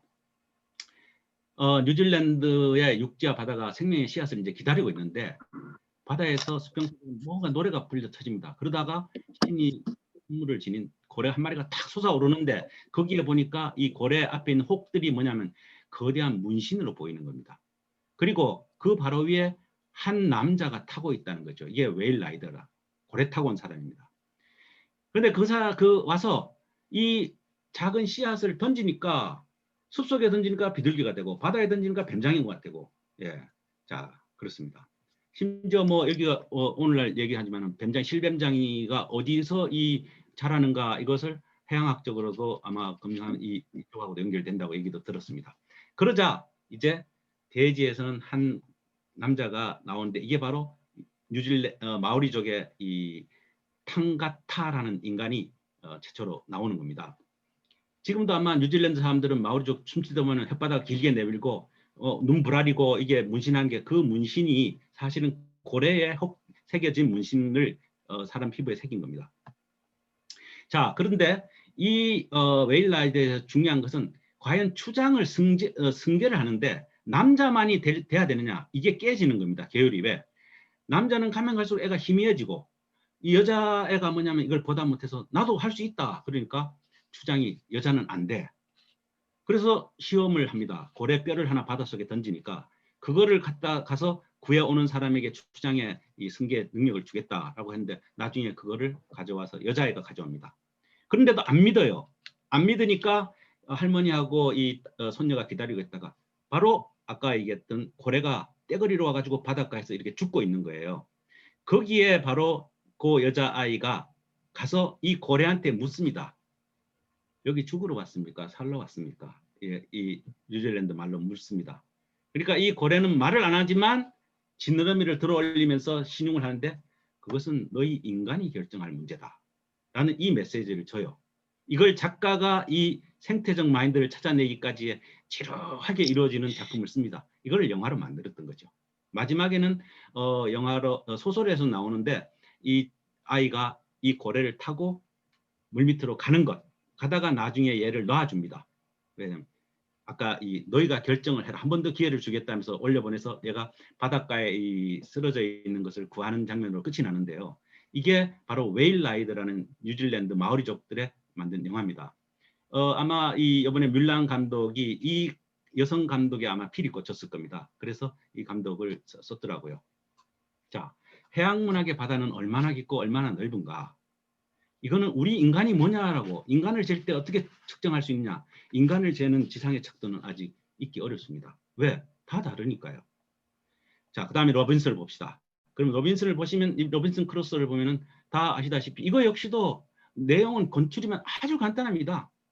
모험항에 나갔다가 난파돼서 무인도에 표착했다가 혼자 힘으로 어떻게든 생존하려고 나오다가 배 만들다가 식인종에 잡아먹힐 어떤 애를 하나 발견해가지고 걔한테 프라이데이라는 이름을 지어주고 그 다음에 그냥 말 가르치고 이제 나와서 영국 관람선을 진압한 후에 선장 구출해서 바로 영국을 안 가고 자기 농장에 있는 브라질을 들렀다가 28년 만에 영국으로 돌아온다는 그런 아주 스토리예요. 자, 이 스토리인데 여기서 뭐냐면 이거는 뭡니까? 결국은 기업가의 싸움이에요. 자기가 거기서 생존을 하려면은 내가 불은 어떻게 피우지? 내가 먹거리를 어떻게 하지? 이거 전부 다 학습된 대로 여기서 근대 문명의 힘으로 살아온 겁니다. 물론 여기서 외부의 끊임없는 경계도 있지만 그러나 이것을 더 앞으로 연장하면 개인주의와 자본주의 정신이 통합적으로 발현되는 것이 이 작품에서 이루어졌다. 그래서 소설의 발생에서는 이 로빈슨 크루소를 굉장히 중요한 작품으로 칩니다. 뭐 심지어 마르크스까지도 이 로빈슨 크루소를 거론하니까요. 자, 그런데 여기엔 또 다른 관점이 있어요. 이 프랑스 말인데 벙드르디라는 것은 뭐냐면 금요일 프라이데이를 얘기합니다. 지금까지는 로빈슨 크루소 문명의 시각에서 그 에스페란자라는 섬과 이 프라이데이라는 이름 아이를 봤지만 이제는 이 프라이데이 입장에서 야생의 시각에서 바로 문명 사회를 보는 겁니다. 예. 죄송합니다. 예, 그래서 이 작품에서는 뭐냐면 원시적인 것에 길들여지지 않는 눈으로 문명 사회를 보는데요. 이 앞에 거는 이거는 동화 소년들이 읽을 수 있도록 사베지의 삶을 얘기했고, 요거는 뭐냐면 어른들이 볼 수 있는 저 작품을 썼어요. 이게 벙드르디 태평양의 끝이라는 작품입니다. 자, 이거는 뭐냐면 누가 쓰냐? 미셸 트루니에라는 사람은 신부였습니다. 수도사여가지고 결혼도 안 하고 끝내 이제 작고했는데, 이 사람은 로빈슨 크루소하고 달리 벙드르디 이 프라이데이 입장에서 왜 썼느냐? 프라이데이는 자기 이름이 없어요, 사실. 그럼 왜 프라이데이냐? 바로 로빈슨 크루소가 걔를 만난 날이 금요일이랍니다. 그래서 니는 금요일이다 이런 이름을 지어줬다는 거예요. 그러니까 문명사회가 그 존재에 대해서 폭력을 가했다는 거 보는 거죠. 자, 그 뒤에 이 미셸 트루니에는 로빈슨 크루소의 말로가 어떻게 됐는가, 그 작품을 또 간단하게 썼습니다. 자신이 떠나왔던 이제 로빈슨 크루소하고 친구가 갑니다. 네가 봤다며, 그 섬을 한번 찾아가 보자. 여기에요. 여기 북이 몇 도 여기가 틀림없어요 하니까 그 친구가, 야, 넌 그 섬을 나도 알고 있어. 네가 찾았어. 아마 네가 10번도 더 그 섬 앞으로 지나갔을 거야. 그러나 너는 그 섬을 못 알아봤대요. 그러니까 로빈슨 크루소가 왜 못 알아봐? 그러니까 이 얘기하는 겁니다. 섬도 너처럼 늙은 거야. 너도 섬이 살아있다며. 살아있으면 그 섬도 생각을 할 수 있다라는 겁니다. 그 얘기를 듣고 나서 초로가 된 로빈슨은 자기 거울을 보지 않고 침묵만 지켰어요. 로빈슨 크루소의 말로에 대해서 썼던 미셸 뚜르니에의 이 관점은 이런 겁니다. 과연 한 존재가 젊었을 때 그 봤던 섬, 그리고 지금 말년에 와서 다시 찾았을 때 그 섬, 과연 같은 섬일까? 예. 우리 그런 얘기 있죠. 사랑이 어떻게 변하니? 사랑이 변하죠. 사랑이 안 변한다는 게 이상한 겁니다. 문제는 본질은 안 변하고 형식은 계속 변하죠. 예. 자, 바다는 뭘까요? 바다는 우리 프랑스 말에는 라메를 해서 어머니하고 같은 말입니다. 근데 일본 말의 바다는 우미라 그럽니다. 계속해서 뭐가 나온답니다. 그러나 전 세계에서 대한민국 바다라는 말이 제일 넓고 제일 광활합니다. 왜? 한번 읊조려 보십시오. 바 하면 그 뒤에 올 말이 없습니다. 파처럼 두 개가 딱 붙기 때문에 엄청나게 크게 들려요. 그리고 이 바다는 세상에는 모든 물을 다 받습니다. 예. 받으니까 어떻게 됩니까? 이 앞선물 뒷선물 관계하지 않습니다. 그래서 세상에는 모든 물을 다 받는다 해서 바다입니다. 자, 이제 거의 끝나갑니다. 예. 바다는 태초부터 지금까지 더불어 사는, 물과 물이 섞이죠. 예. 그 다음에 사는 지혜를 가르쳐 줬고요. 또 하나는 앞에 먼저 온 물도 뒤에 온 물을 탐내지 않아요. 족보를 묻지도 않고 갑질하지 않습니다. 그리고 또 하나, 있는 그대로의 물 자체가 만나서 하방연대, 가장 낮은 자세에서 연대를 하면서 여기서 뭐냐면 새로운 초월의 어떤 상상력을 부여합니다. 자, 이제 결론입니다. 말 이전에 우리는 행위가 있습니다. 그리고 본다는 것은 우리가 어디에 위치했다는 걸 결정하는데요. 우리가 보는 것과 우리가 아는 것, 그 둘 사이는 변화무쌍한 어떤 인식적 작용도 있고 변화무쌍한 새로운 어떤 이질적인 것도 있습니다. 결코 한 가지로 정해져 있지 않습니다. 제가 오늘 여러 선생님들한테 또 수강자들 말씀드리면 저는 요거 알을 보여줬습니다. 알을. 근데 여러분들은 요 알을 기점으로 해서 새를 그리십시오. 새를. 인간은 바다와 함께 느끼고 바다를 통해서 우리는 사유를 합니다. 그렇다면 해양문학은 뭐냐? 사람은 없고 바다만 있는 문학이 아니고요. 바다에 대한 우리 인간의 감정을 기록하는 것을 넘어서 바다를 통해서 과감하고 독창적인 사회의 모험까지를 시도하는 문학이 바로 해양문학입니다. 오늘 참 우연하게 김인영 교수님의 이 참 올라운드 플레이 정신으로 제가 여기 초대됐습니다만 아마 허리띠 풀고 이렇게 들으시면서 옛날에 유년 시절에 봤던 책들도 떠올렸을 겁니다. 이 행복한 우연으로 제가 세렌디피티에서 만났는데요. 자, 언제나 길을 만든 사람보다도 길이 만든 사람들이 더 많다고 합니다. 아까 정필수 박사님 물류의 그 길, 그리고 조선과 해양이 해운이 분리되면 안 된다는 그 금속 같은 말들, 실크로드는 길이 아니라 역참과 역참을 이어주는 그 거리다. 이런 것들이 이제는 그 길로 수많은 사람들이 오고 갈 겁니다. 제가 오늘 이 엉리 베르송의 이 결정적 순간이라는 이 사진으로 끝을 이렇게 맺을까 합니다. 얘기가 두서없었다면 용서해 주시고 예, 많은 걸 아마 느끼셨을 시간이 되기 고맙겠습니다. 감사합니다.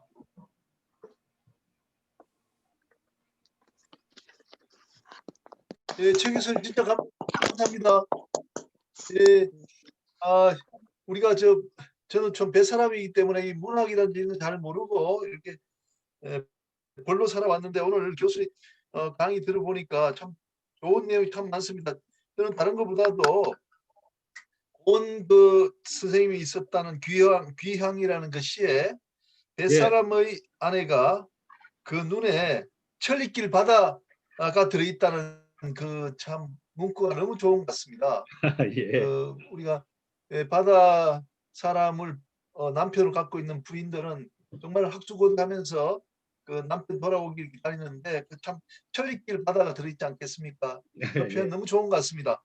예, 그래서 오늘 제가 이제 좀 젊은 우리 변호사님한테 그 좀 지정 토론을 부탁했습니다. 우리 방천영 변호사님이라고 아직 30대 변호사님이신데 아무래도 이제 조금 우리 팀에서 이제 가장 좀 감수성이 있으시기 때문에 더 잘 아마 지정 토론을 하실 것 같은데 방 변호사님. 네. 예, 네, 변호사님 좀 들리십니까? 부탁드리겠습니다. 예. 네, 들리시죠?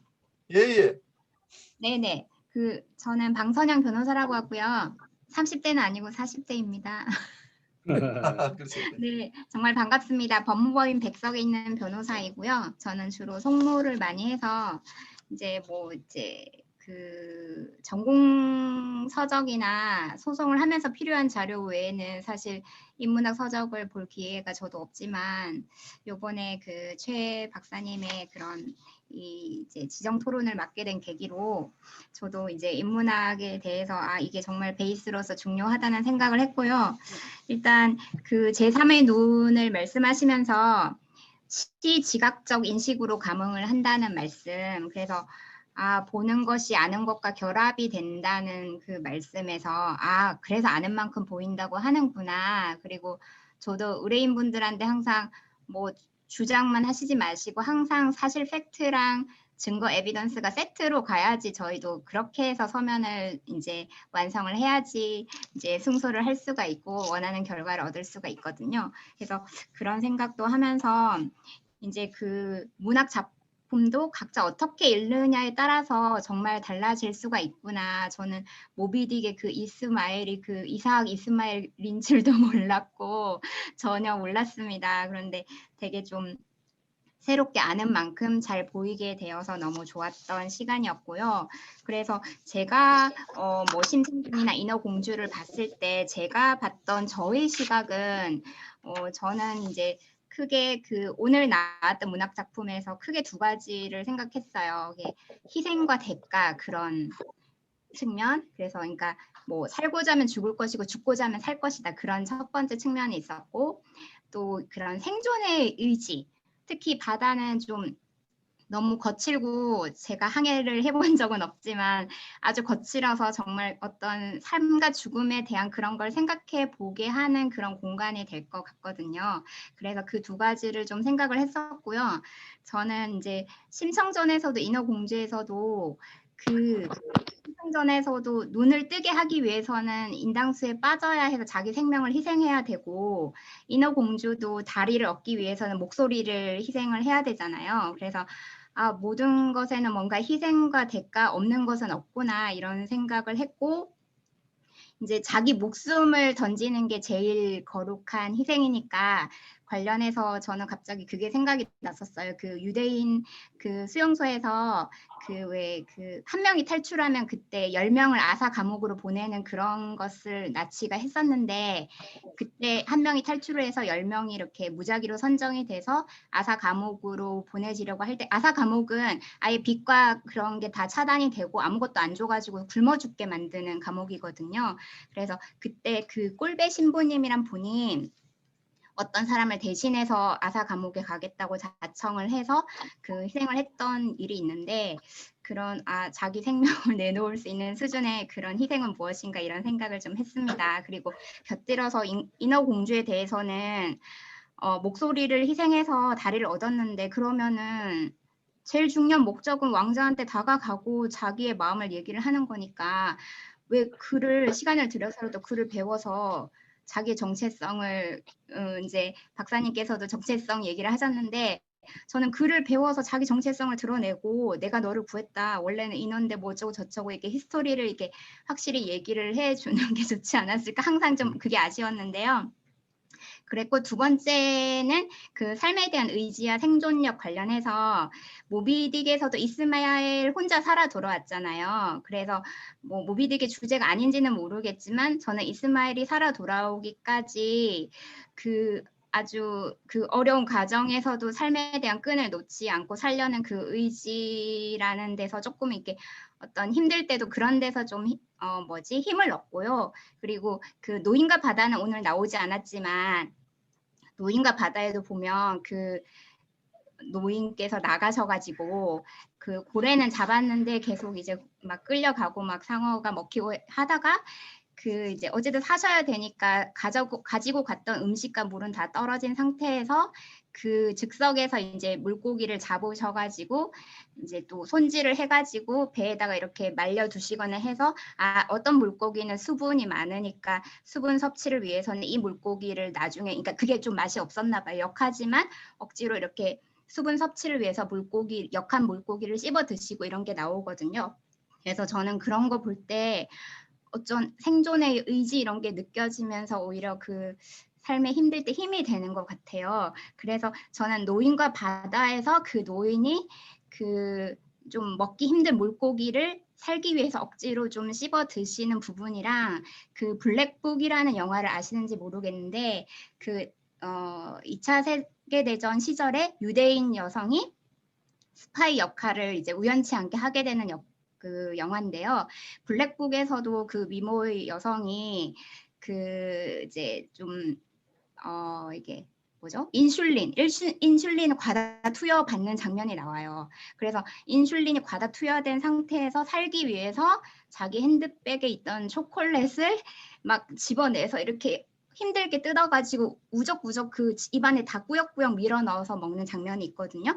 그래서 저는 그 노인과 바다에서 노인이 그 물고기를 힘들지만 이렇게 수분 섭취를 위해서 드시던 모습이랑, 블랙북의 그 스파이 유대인 여성이 초콜릿을 우적우적 이게 입에 우겨 넣어서 먹는 모습을 보면서 저는 어떤 생존의 의지 이런 거를 많이 느끼고요. 그래서 로빈슨 크루소도 28년 동안 그렇게 무인도에서 생활을 할 수 있었던 게 삶에 대한 끈을 놓지 않고 계속 어떤 생존의 의지를 가져서 그런 게 아닌가 하는 생각을 했습니다. 그리고 이제 저도 그 최 박사님께 여쭈고 싶은 거는, 이제 인문학이 중요하고 뭐 빌 게이츠나 그런 유명한 사람들도 1년에 2번씩 그 생각의 줄을 가지면서 아이디어를 얻고 그렇게 하는데, 그 뭐 최 박사님께서도 어떤 그 고독과 사색의 시간을 가지시는지, 어떤 방법으로 가지시는지 좀 궁금합니다. 감사합니다.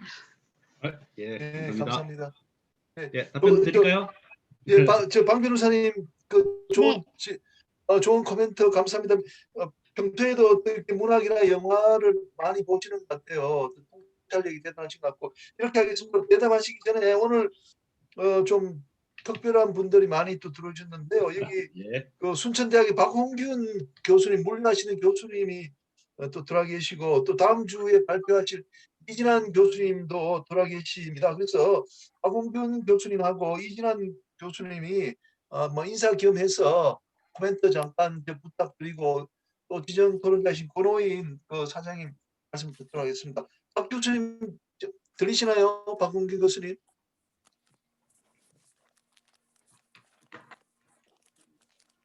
박홍균 교수님 들리시나요? 안 들리시는 분. 이진환 교수님. 이 교수님. 그러면 이렇게 하겠습니다. 예. 교수님. 예, 예. 비디오 좀 켜주시기 바랍니다. 비디오. 예. 목소리만 지금 들리는데. 예. 켰습니다. 인사 좀 해주시죠. 그리고 안녕하세요. 저 고대 한국과학과 이진환이었습니다. 반갑습니다. 여러 그 해운 물류 전문가들을 뵙게 돼서 영광이고요. 앞으로 지난주에도 이 그 줌 회의를 들었는데, 저는 뭐 역사학자이지만 앞으로 여러분들로부터 이제 그 해운이나 물류에 관해서 많이 배우도록 하겠습니다. 예. 오늘 그 최 박사님 발표에 대해서 뭐 코멘트 하실 건 없으시고요. 예. 아이고, 저 우리 손님 나이답지 않게 아주 굉장히 열정적으로 강의를 잘 해주셨습니다. 저는 이제 간단한 질문만 하겠습니다. 최 선생님께. 지금 많은 분들이 이제 해운업계나 이런 쪽에서 종사하시는 분들이기 때문에 참고가 되기 위해서 이런 질문을 해보겠습니다. 문학적 상상력이 왜 필요한지 그에 대해서 좀 설명해 주시면 오늘 강의 내용을 이해하는 데도 도움이 될 거라고 생각합니다. 예, 감사합니다. 문학적 상상이 필요한 이유 말씀해 주셨고, 다음 주에 우리하고 시간을 같이 하겠습니다. 박홍균 교수님 지금 혹시 계세요? 박홍균? 그러면 권호인 사장님, 권호인 사장님 좀 말씀 부탁드립니다. 예, 권호인입니다. 오늘 최영호 박사님 내용을 아주 감명 깊게 들었습니다. 시지각 제3의 눈, 바다를 이렇게 주제를 하는 여러 가지 소설을 통해서 정말 평소에 보기 어려운 시각을 보여주셨는데, 제가 거기에 몇 가지 좀 더해서 드리고 싶은 말씀이 하나 있습니다. 바다가 이게 주제가 되는 거니까 우리가 불교에 바다를 이렇게 표현해 놓은 글이 있습니다. 다출묘보, 많은 보물이 나온다. 그 다음에 연심불측, 깊어서 측정이 어렵다. 근데 깊이는 측정이 됐죠. 그 다음에 수예자정, 더러운 것을 받아들여서 다 깨끗하게 한다. 그 다음에 풍우불갈, 바람볕에 바다가 마르지 않는다. 그 다음에 대우불일, 홍수가 나도 넘치지 않는다. 그 다음에 동시일미, 짠맛이 늘 유지가 된다. 그 다음에 재류지폐, 모든 강물은 바다로 간다. 이게 이제 과거에 불경에서 적어놓은 겁니다. 바다를 종합해서. 근데 제 친구가 배를 여러 번 타고 다니면서 거기에 두 가지 더 얹어서 적어놓은 게 있습니다. 운화장리, 화물을 날아서 이윤을 창출한다. 그 다음에 무선유도, 바다에는 선이 없는데 길의 질서가 있다 해가지고 9개의 바다의 특징을 이렇게 정리해 놓은 게 있습니다. 오늘 이게 이 강의를 들으면서 이런 것 좀 소개해도 괜찮지 않을까 해서 말씀을 드렸고요. 우리가 비행기 타면은 독일 회사 루프트한자가 있습니다. 루프트한자는 에어 한자는 한자 동맹입니다. 이 한자 동맹은 다른 말로 얘기하면 청어 동맹이라고도 얘기할 수 있습니다. 바다에서 고기 잡아가지고 상행위를 크게 한 거죠. 루프트 한자, 청어 동맹, 바다에서 나오는 건데 아까 말씀 중에 해양은 이미 출발이 육지에서부터 시작이 됐다라는 그 뉘앙스로 말씀을 하신 것 같아요. 말씀을 드려봤습니다. 아까 그 제주도의 바다를 바당이라고 얘기한다고 그러셨는데 또 다른 말로 아라라는 말이 있는 것 같은데 아라와 바당은 어떤 차이가 있는지를 한번 좀 말씀해 주시면 좋겠고요. 해양이라는 것은 그 반대쪽에 대륙이 있습니다. 소설에서 대륙과 해양을 어떻게 나누시는지 또 어떤 예가 있는 건지 저는 우리나라가 해양 문화가 좀 더 친숙해졌으면 좋겠다라고 생각하는 사람인데 우리 박사님이 보시는 대륙 문화와 해양 문화의 차이는 어떤 게 있는 건지 그거 한번 여쭙고 싶습니다. 고맙습니다. 예, 감사합니다. 아마 또 질문하실 분들도 있을 텐데 혹시 질문하실 분 있으십니까? 예, 시간이 많이 가서 그러면 우리 그 최 박사님 일단 그 답변을 좀 듣고 진행하도록 하겠습니다. 예, 좋은 코멘트 감사합니다. 저도 모르는 게 너무 많은데 뒤에서부터 권호인 사장님 말씀하신 것부터 말씀드리겠습니다. 어떻게 얘기해 보면 전체가 다 규합될 수도 있는 건데요.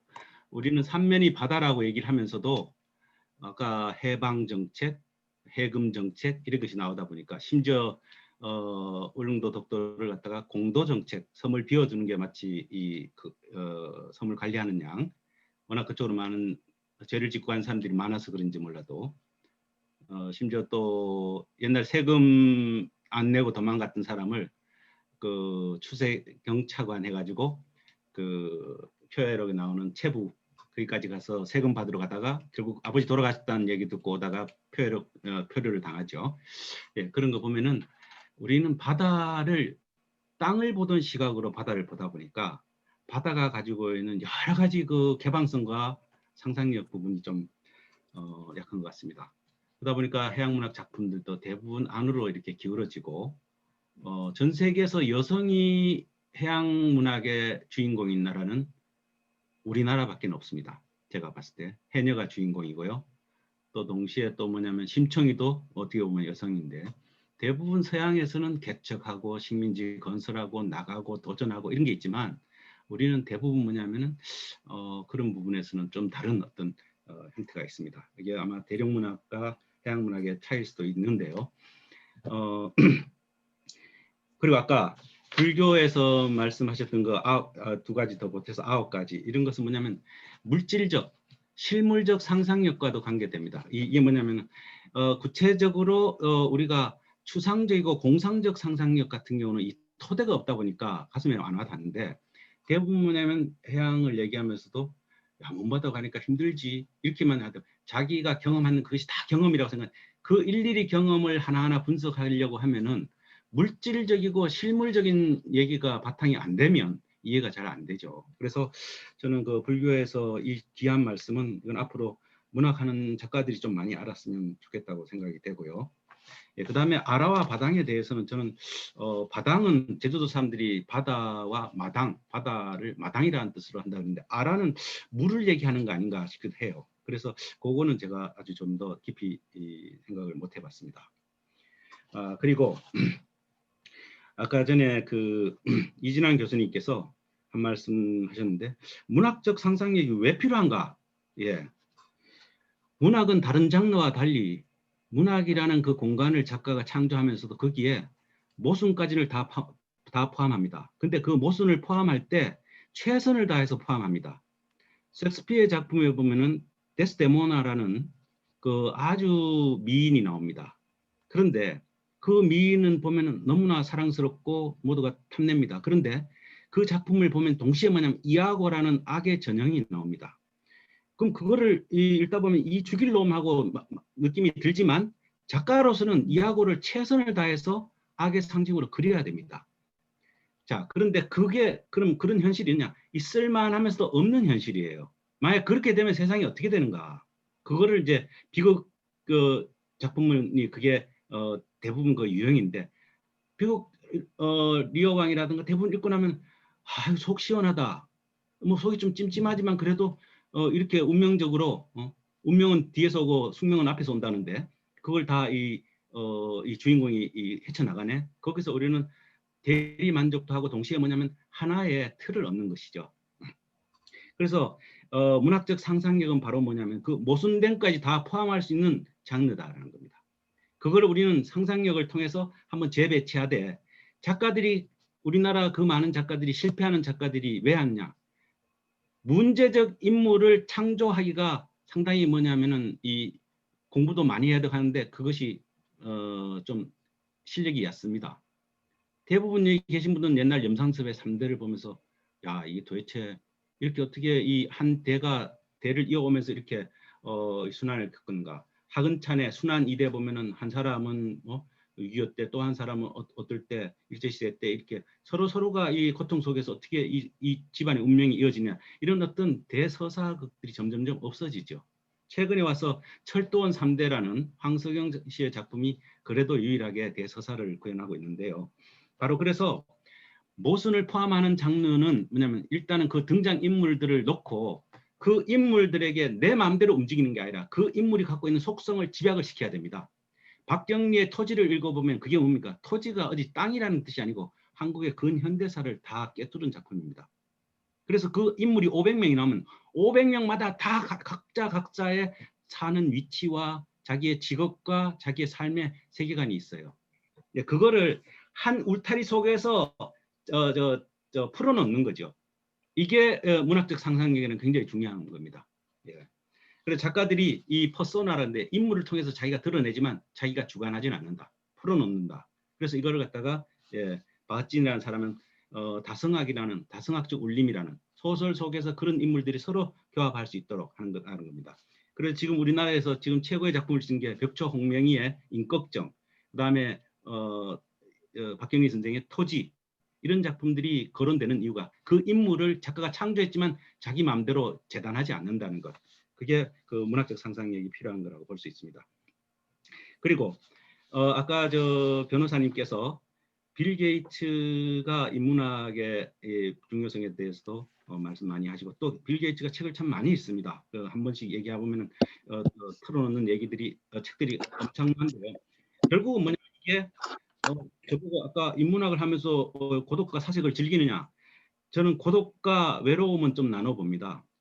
고독은 아까 제가 예를 들었던 우리 정필수 이 KMI 부원장을 지냈던 분이 바로 그 고초와 정책적 결정할 때는 고초가 있을 텐데 고독은 자기가 만들어야 됩니다. 뭐냐? 내가 잘 알고 있어요. 아마 그 김인현 교수님께서도 저 해상법을 하다 보면 분명히 개인적으로 아는데 이거를 하려면은 이 법의 잣대를 지려면 저 친구의 어떤 삶의 어떤 부분이 굉장히 훼손될 것 같고 그럴 때는 어떤 게 가장 거리를 두면서도 객관적인 판단을 할 수가 있을까? 이때는 고독해야 돼요. 일부러 고독해져야 됩니다. 자기 스스로가 고독을 만들어야 돼요. 객관적 판단을 하기 위해서 거리를 둔다. 그건 아마 변호사님 잘 이해하실 거예요. 외로움은 뭐냐? 타인에 의해서 만들어지는 겁니다.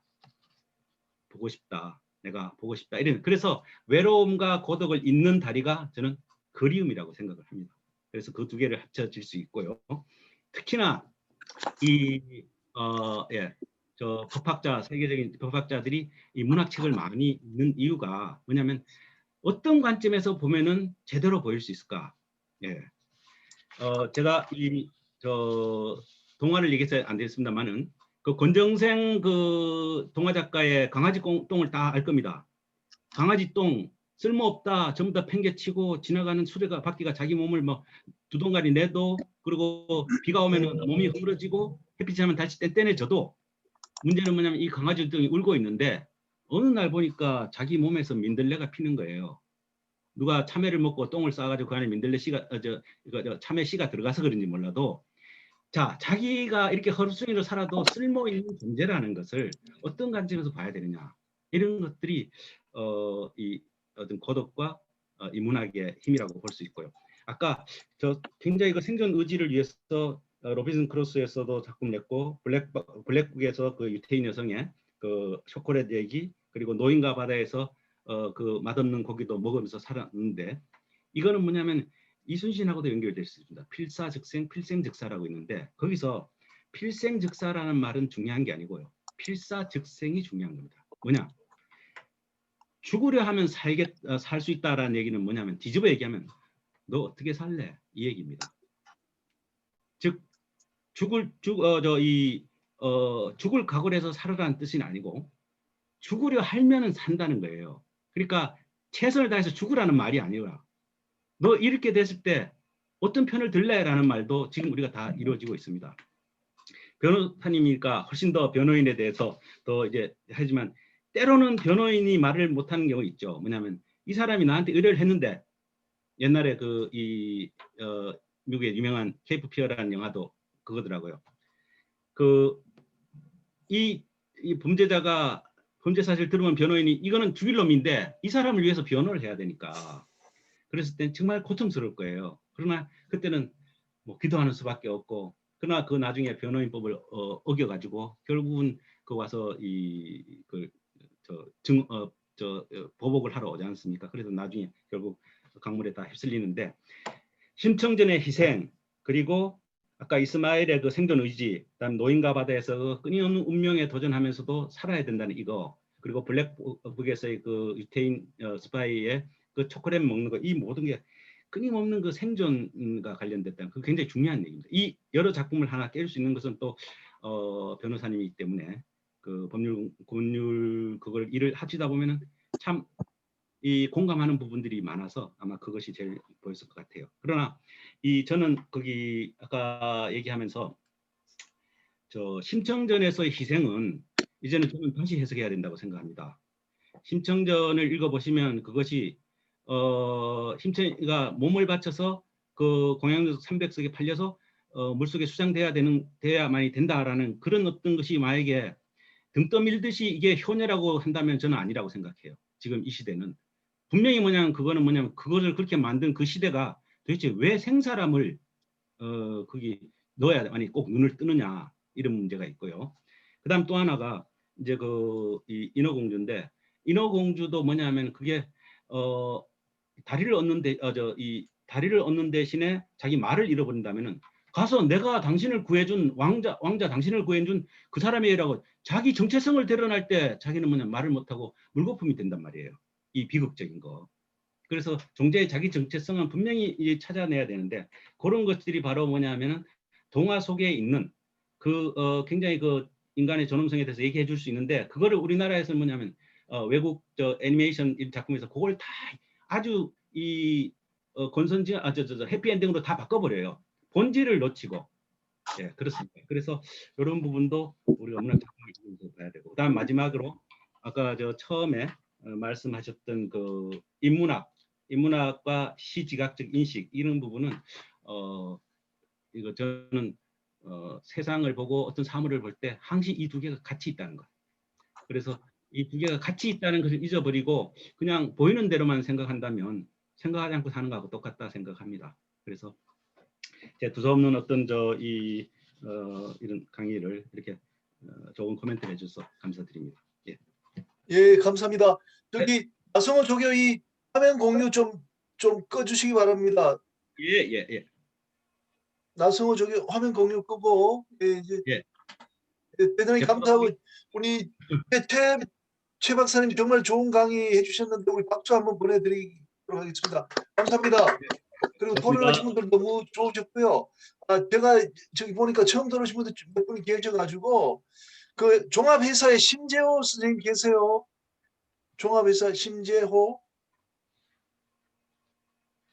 들리시면 좀 말씀해 주시면 좋을 것 같아요. 심재호 선생님.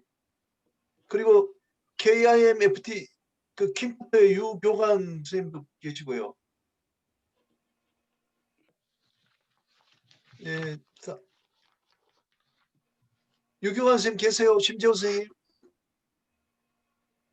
여기 종합회사는 제가 알기로는 그 신동식 선생님이라고 1960년대 우리 그 조선산업을 총지휘하신 제2경제 수석 비서관이신가요? 뭐 그렇게 유명하신 분이 하시는 데가 종합회사인 걸로 알고 있는데 좀 한번 말씀 한번 듣고 싶어서 좀 종합회사에서 나오셔서 나중에 연락 좀 되면 좋겠습니다. 오늘 저 부산에 또 한세희 씨 등등 많은 분들이 들으셨고 우리 제2기 최형준 저 사장님 또 한중길 교수님도 들으셨는데 좀 뭐 이석행 우리 또 해운계 언론분도 계시고 이렇게 많이 있습니다. 우리 오늘 저 임탕현 회장도 계신데 오늘 그 마지막 인사말을 우리 정중식 교수님 목포 해양대학에서 계속 들으셨는데 마지막 인사 말씀 하시고 우리가 좀 마무리할까 이렇게 생각합니다. 정중식 교수님. 예. 아유, 예, 그리고 예, 이형균 예, 교수님도 와 계시고 예, 요즘 예, 부탁드리겠습니다. 목포에서. 예, 오늘 뭐 두 분의 명강연을 정말 잘 들었습니다.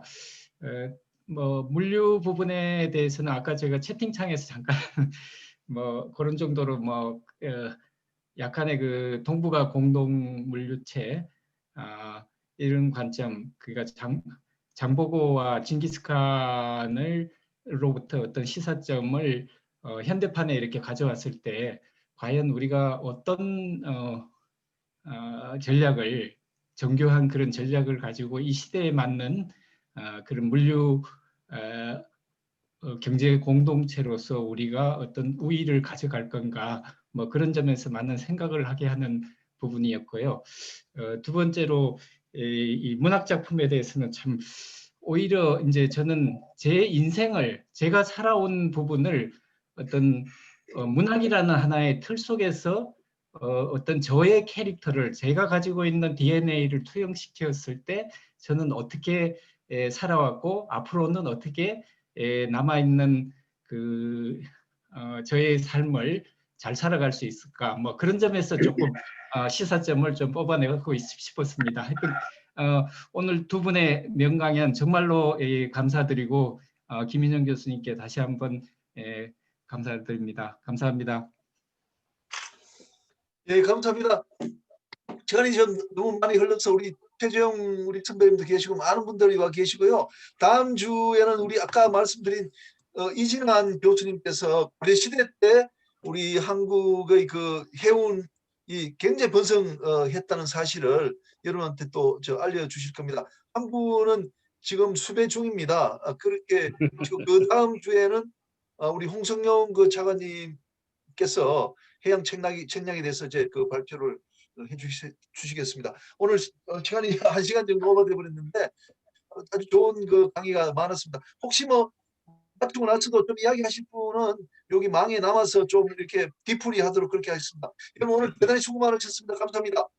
네, 수고하셨습니다. 감사합니다. 수고하셨습니다. 예, 수고하셨습니다. 제가 여기 망에 좀 있을 테니까 좀 말씀하시고 싶은 분들은 좀 말씀 나누면 좋을 것 같아요. 임상현 회장님.